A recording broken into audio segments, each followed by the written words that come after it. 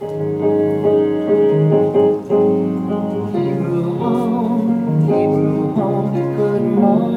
Hebrew home.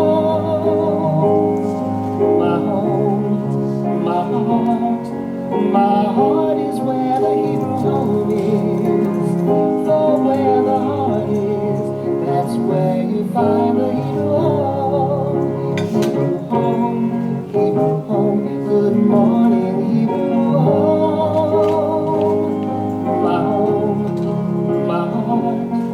My heart is where the Hebrew home is. For where the heart is, that's where you find the Hebrew home.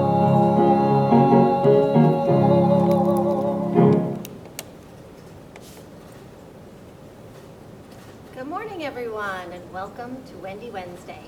I usually have my mask on, but I'm going to take it off for this broadcast, so it'll be right next to me in case I need it last minute. Today is Wednesday, May 20th. Hope everyone's having a good day. Your little noise, is that me? Okay. Oh, it's upstairs. Okay, sorry for the little noise in the background. Hopefully that will go away soon. We start every episode of Good Morning Hebrew Home by sharing something about ourselves. So in the past, I've shared about my mom, about graduating from Northwestern, and today was I had in my mind what I wanted to share, but then when I was leaving my home this morning, bright and early, I captured something just spontaneously on video, and so I wanted to share that with each of you. So we're going to show you a quick little, very amateur video that I took this morning.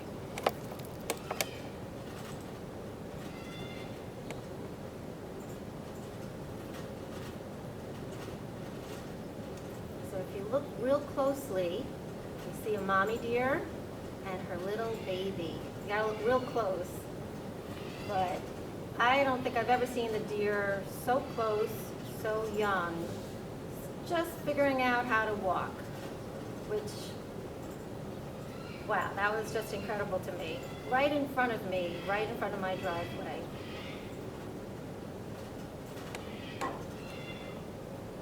So I hope you enjoyed seeing that little bit of wildlife. I don't know how many deer you guys see in the Bronx and Riverdale. I haven't seen any, so I don't know if we have any deer in Riverdale, but seeing that mom and her baby just like stopped me in my tracks, and I just thought to myself, that is just what it's all about. You know, just new lives coming into this world and just the beauty of nature, and wow, it really just was a wonderful start to my day. So I hope you enjoyed seeing that too. We still have our blue mailbox here on set, and the red flag is still down. That means we still don't have any viewer mail from you, our residents. So please share with us your thoughts, your comments, your questions. We really, truly want to hear from you, and it's really easy. All you have to do is when you see your therapeutic activities staff person on your floor, just tell them what's on your mind. Or, easier than that, is just pick up the phone in your room and dial 2813. That's 2813, really easy. And call and leave us a message. We really want to hear from you. The weather today is a little chilly. It's a little cooler than I had thought it would be, but it's sunny and it's 64. So definitely look out your window. We definitely want you outside when things warm up. Hopefully next week it'll be in the 70s, I hear. So hopefully summer is on its way.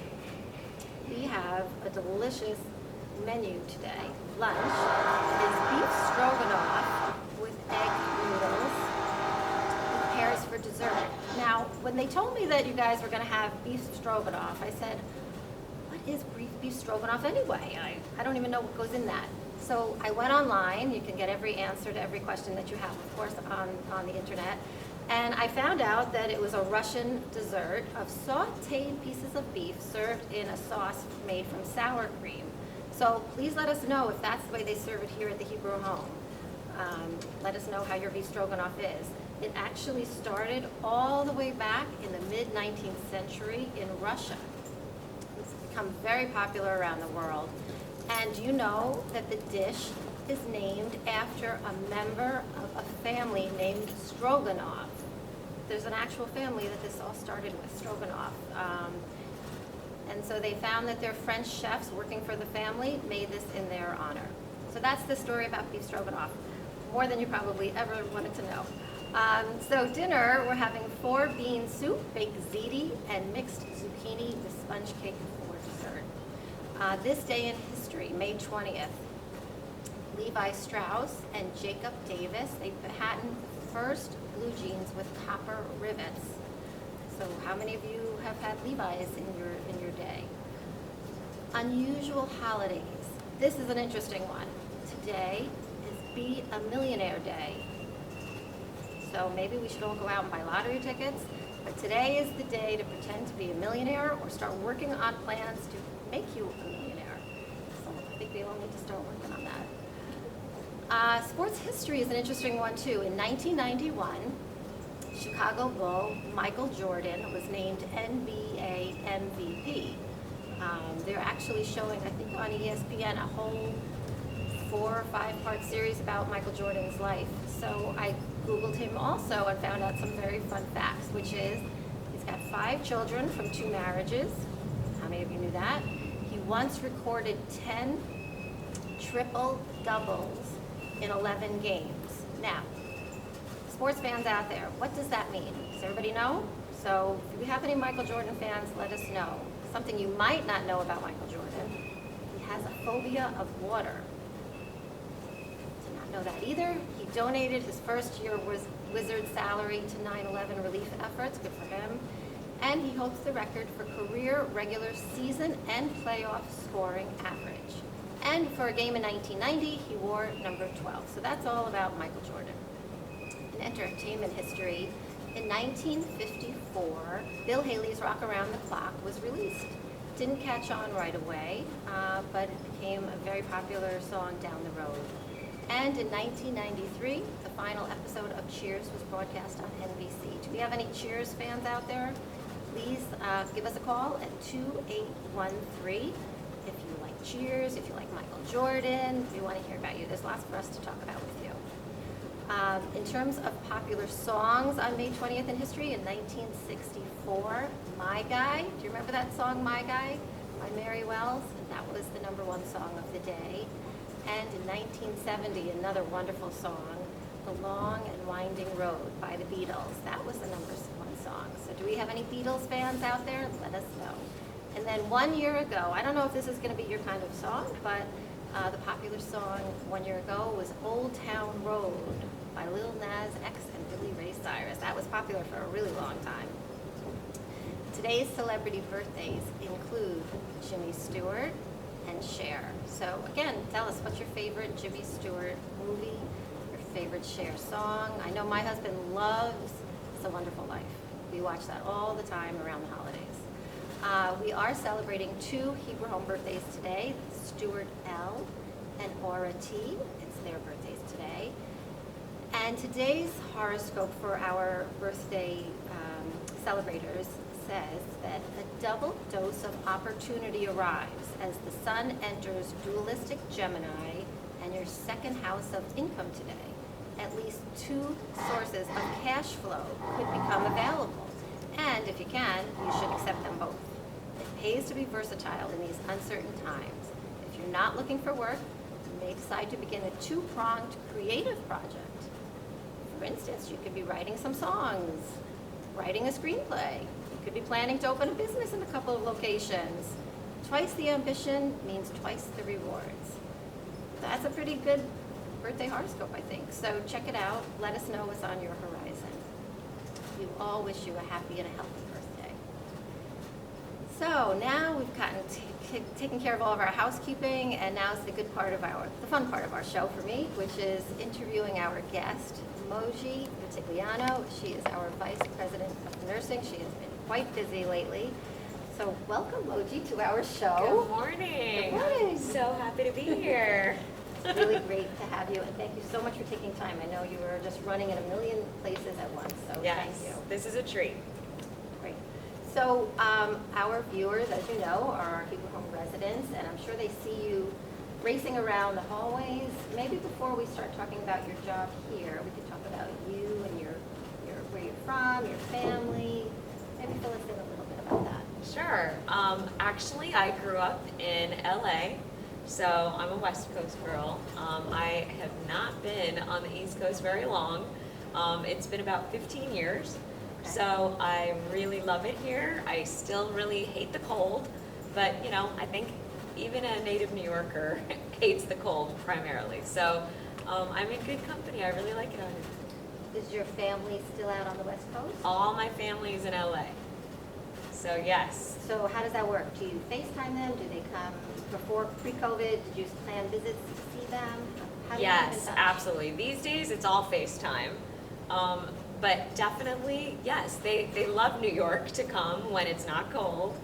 So generally fall, summer, spring. Summer was a little bit hot and humid for them. They're not really used to that. But yes, so I would definitely go out there a few times. They would come here a few times. So it was good. What did they think when you said to them, hey, I'm leaving you and going all the way across country? That must have been tough. Yeah, they didn't like it at all. My mom, you know, they gave me their blessing. They've always been extremely supportive. But my mom did make me promise to come back at least once a year. And, you know, I really have kept that promise. So it's more than once a year. But I'm sure they're very proud of you for coming out east. So tell us about your job here. When did you come to the Hebrew home? How did you find us? actually, I have been here 15 years now.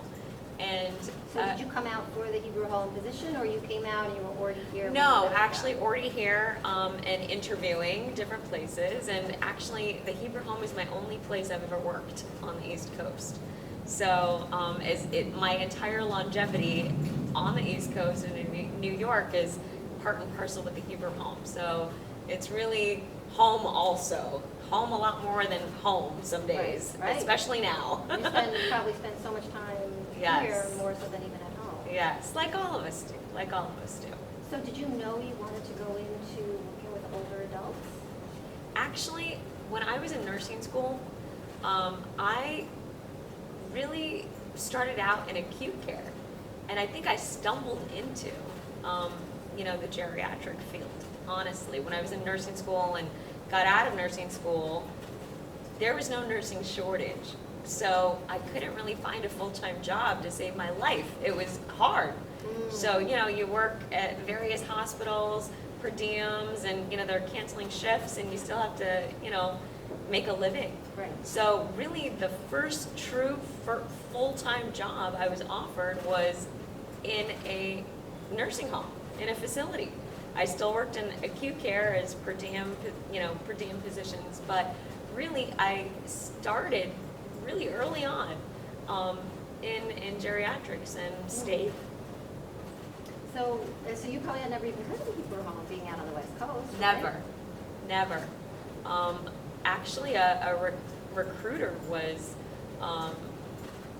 helping me just navigate through the job market over here when I first came out here, and knew I had a lot of experience, and I had never ever heard of the Hebrew home ever. And I remember, just really reading about it and finding out about it, and thought, oh my Lord, like this place is enormous. Right. First of all, there's no such thing on the West Coast. The largest facility would be 300 beds, and that was supposed to be just gigantic and unmanageable.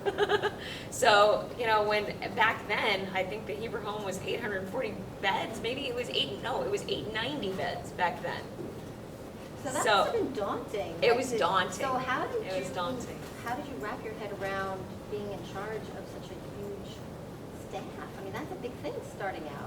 Actually, I didn't start out as the VP of nursing. I started out as a manager. Okay. One of my specializations was, really reimbursement and, really the MDS process and things like that, utilization review. So that's really where I started as a manager. After that, when CMI came to New York State, that's Medicaid reimbursement, I had done it on the West Coast for years, and it was so new to just the state in general, and that's when the organization decided to create the Clinical Documentation and Reimbursement Department, CDR. So that was an opportunity to really like start a department from, you know, no department. So that's really how I was promoted to director, and then did that for like 5 years. And I think I had HIM for some time as well. Well, I see when you talk to Moji, you get a lot of initials. CMS. Sorry. Okay, you have to explain to our residents all of this. HIM is Health Information Management, so it's another department.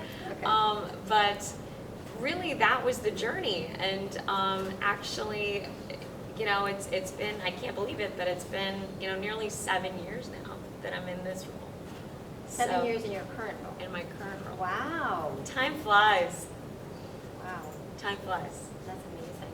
So, what is it like working here with this incredible care team, all the nurses? Talk to us just about how they just inspire you. And It's amazing. I got to tell you, you know, the Heber home has such longevity with people. You know, it's like if you stay for more than a year, like you're never going anywhere. Everybody becomes a fixture. That first year is a little tough because, you know, people here are savvy, and you know, not everybody is that type of a person to be that assertive to step up to the plate. We have a lot, you know, standards are very high. yes, that is We true. do things our own way, and you know, there's a certain flavor to the Heber home team and the Heber home family, and you know, not everybody's really able to keep up with that or finds that attractive.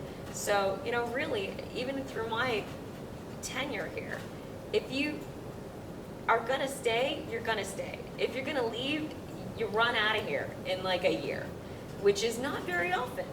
People stay a very long time, and we really form relationships, and we really get to know each other. And you know, everybody has their own idiosyncrasies, but we work together very well. Right. And one of the things that I truly love about the Heber home team is, you know, we might have our routines and practices, but when it really comes to crisis management, there's no team like this that I've ever had the opportunity to work with. So it's like, you know, we congeal in a way that truly that's inspiring. Yeah. And we're living it. Yeah. I mean, you see it. Everybody, you do what's got to get done. You roll up your sleeves, and everybody's all in. And you see that through every department, and it really is incredible. And it's everywhere. It's top to bottom, Yeah. lateral. It's, you know, it's just one team. It's true. So It's true. that's truly inspiring. And let's just talk about the older adults who you've met over the years, and what's that like? They're amazing people with amazing stories and amazing lives and such wisdom.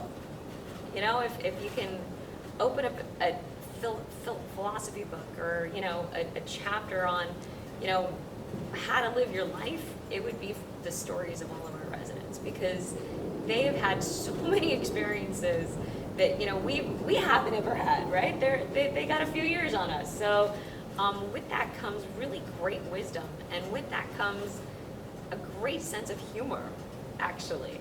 You know, they're inspiring. Every single resident is truly, truly inspired. I think to our residents who are watching, you know, it's just a reminder how much we absolutely love getting to know you and talking with you and learning from you, and we all feel that. Yes. So, Moji, I know you spend like most of your time here, but Yes. when you get some free time, I happen to know you love scuba diving. Yes. So, Moji has shared a couple of photos from where she's been scuba diving, so we thought we would share them with you, and maybe you could just tell us I a will. little bit about. Sure. And you can see it right on the screen here. So tell us where that location is. I can't see Or you it. can turn behind you if that's better. Okay, so that is Long Bay Beach, Tortola, British Virgin Islands. That was actually the last dive trip I went on. I really fell in love with scuba diving, my lord, maybe 10 years, no, actually it's been maybe 15 years now. 15 years ago. And, living on the West Coast, I have always been a swimmer my entire life. So I love swimming, I love the water. And since I was a little girl, I've always wanted to be a mermaid. So I did. I still do, actually, if I'm honest. I just want to be a mermaid. But, so scuba diving, I never had an opportunity to get certified. You have to be certified because, it's pretty technical and, it can be extremely dangerous if you really don't know what you're doing. In 2006, I guess it's been 14 years, I took a trip to Jamaica and got certified in open water. So you can only go like maybe 60 feet, it's still recreational diving, but I started diving all over the Caribbean and just loved it so much. A few years after that, I got my advanced certification course completed, so now I can go, 100 feet, but, probably the deepest I've ever dove was maybe 160 feet, which probably that shouldn't have been. But, it really, going deeper affords you really greater opportunities on certain, like, shipwrecks, plane wrecks, certain canyons, just various places that, really aren't available higher up. So it's just been amazing. I have to tell you, it's probably, just my peace. I'd much rather be in the sea than on the sea. And that's just, that's my place. So I have had the opportunity to be sort of a mermaid in my life, and it's just been fantastic. I haven't gone for a few years, which is really troubling. But, actually, unfortunately, where I was, the resort over here in Tortola, it was the year before they had a really bad hurricane. And most of, the island, the British Virgin Islands, was just destroyed. Right, so I really haven't been since then, probably because, the reef has to recuperate, the islands have to recuperate. We had maybe really 2 really horrible seasons, back-to-back hurricane seasons. So, but that was a fabulous dive trip. Wow. It was amazing. So what's one location you have not gone diving that you want to go? Oh wow, there's like 20 million. Pick one. But pick one. Probably one of my bucket lists is going to Truck Lagoon, and what that is in the Pacific, where World War II was actually fought.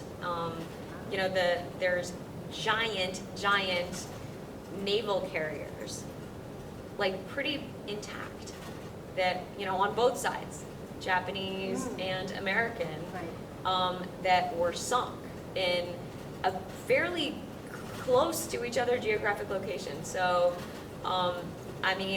that is where you can penetrate these giant, aircraft carriers and all these ships. And I've heard, like, even in the hospital wards, you could see little ampules still intact of everything, and giant, just giant stores of munition that is still intact. That's like some serious wreck diving. Wow. But that's a bucket list. Wow, that sounds great. Well, something to look forward to, I guess. and to plan Yes. for, right? Yes. All right, When we get a day off. Well, we're going to have to say goodbye to you now because our time is up, unfortunately, but maybe we can have you come back again and share some more Anytime. photos with us. Anytime. All right, thank you All right. for joining us. Have a good one, everybody. Have a great day. I'll see you later. Okay, so now we're going to, oh, wait, before Moji leaves, hold on, I have to stay with my routine, which is I have to ask you very quick questions. 4 quick questions, okay? Do you still have your mic on? I do. Okay. What's your favorite food? I know you have food restrictions, but Fajitas. fajitas. If a movie was being made about your life, what celebrity would you want to play you? Gal Gadot, because she's Wonder Woman. Ooh, excellent. Do you have a lucky number? 2. Okay. And if you were not human, what would you be? Yes, maybe a mermaid. I'd be a mermaid. I'd be a mermaid. Okay, I just wanted to make sure we get our 4 questions in. All right, Thank thanks you again. Bye-bye. Okay, so today's programming will be Rabbi Noah coming up very soon, Wellness and Deborah at 1:30. We have a concert today with Larry at 2:30, and if you'd like to see this broadcast again, we show it every evening at 6:30. So we close our show typically with some good news, and if you remember last week, I shared with you the most popular dog breeds, and I felt, well, it's only fitting to this week share with you the most popular cat breeds. So we have the top 12 cat breeds in popularity. So number 1, as you'll see from our screen, is a Siamese. Has anybody ever had a Siamese cat? I actually had one as a kid, and I loved her. She was amazing. Number 2 is a Persian. Very fluffy cats. We had one of those growing up also, a white one. Number 3 is a Maine Coon. Anybody ever seen one of those cats before? Number 4 is a Ragdoll cat.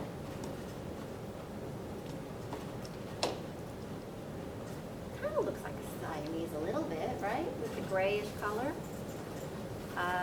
Number 5 in popularity is a Bengal. That's a pretty cat, those spots. Number 6, an Abyssinian. Sorry. Another beauty. Number 7 is a Burman cat. Pretty intense eyes through the eye color. Number 8, they call an Oriental short hair. Interesting looking, right? Number 9 is a Sphinx. And number 10 is a Devon Rex. Number 11 is a Himalayan. And number 12, well, you've probably seen one of those around, right? That's a typical short hair cat. So look at the screen now. Go to the screen. You'll see 3 beautiful cats. Those are my babies, my fur babies. On the left is Wilson. He's the only male pet I've actually ever had, and male cats have a really good reputation, and I understand why. He's just amazing. In the middle is Minnie Boo Boo, and she was named Minnie because we got her, and she was super tiny when we got her, and we just like the name Minnie Boo Boo. And then on the right is the troublemaker in my house. Her name is Lily. She's Wilson's biological sister. So I was a foster fail. I fostered 3 kittens, and we kept the brother and the sister, and the third one found a wonderful home with by a friend of mine in town, so we get to see her too. So those are my 3 kitty cats. So that will wrap up our show for today. It was chock full of a lot of information, so please send us your thoughts, your comments, your questions. Again, just give us a call at 2813, super easy. We'd really love to hear from you. I hope you have a wonderful day, and thank you for spending some of your morning with me.